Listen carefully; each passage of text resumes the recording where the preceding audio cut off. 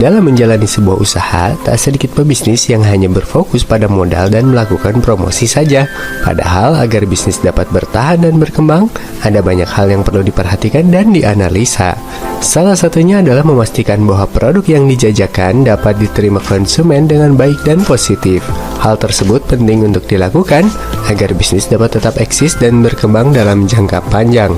Jika produk yang dijual tidak dapat diterima oleh masyarakat, bagaimana mungkin sebuah bisnis mampu menciptakan penjualan dan mendapatkan keuntungan seperti yang diharapkan? Oleh karena itu, dalam menjalankan suatu usaha, pebisnis wajib memahami tentang apa itu yang dimaksud dengan riset pasar atau market research. Secara singkat, riset pasar merupakan aktivitas mengumpulkan serta menganalisa data atau informasi apapun yang berkaitan dengan target market atau target konsumen.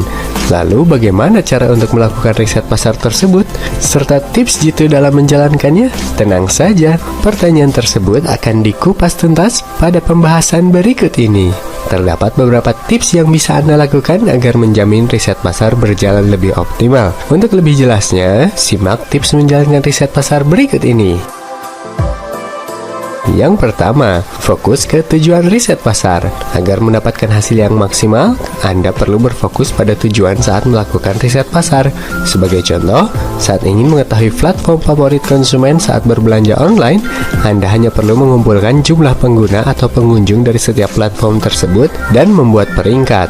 Usahakan untuk tidak mencari tahu informasi lainnya yang tidak berkaitan dengan tujuan awal kecuali benar-benar dibutuhkan untuk mendukung temuan riset tersebut.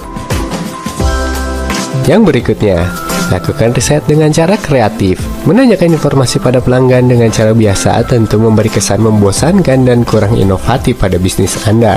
Oleh karena itu, tetap lakukan kiat kreatif dalam menggali informasi dari konsumen. Jika menggunakan riset primer, Anda bisa menggunakan platform yang sedikit berbeda sebagai media komunikasi dengan pelanggan. Atau jika memungkinkan, Anda bisa menggunakan riset sekunder dengan melihat informasi dari berbagai sumber kredibel.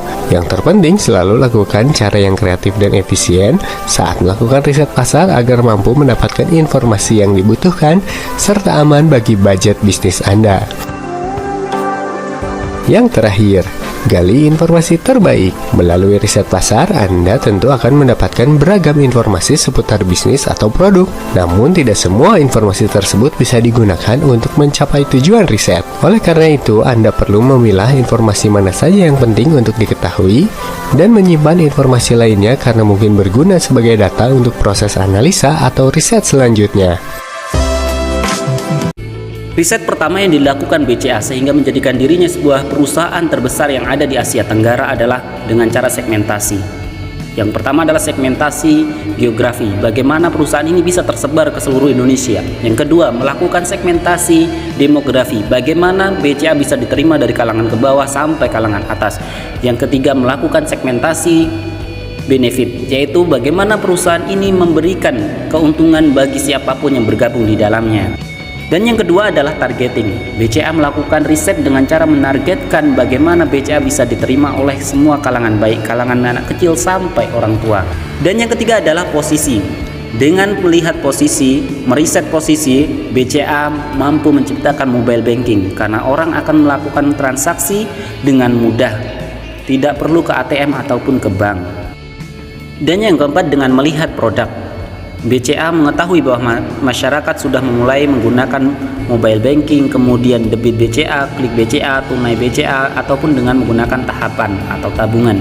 Sehingga BCA mengeluarkan beberapa aplikasi yang sesuai dengan kebutuhan masyarakat setelah melakukan riset pasar tersebut. Riset yang terakhir adalah mengenai price atau harga. Biaya administrasi BCA sangat terjangkau.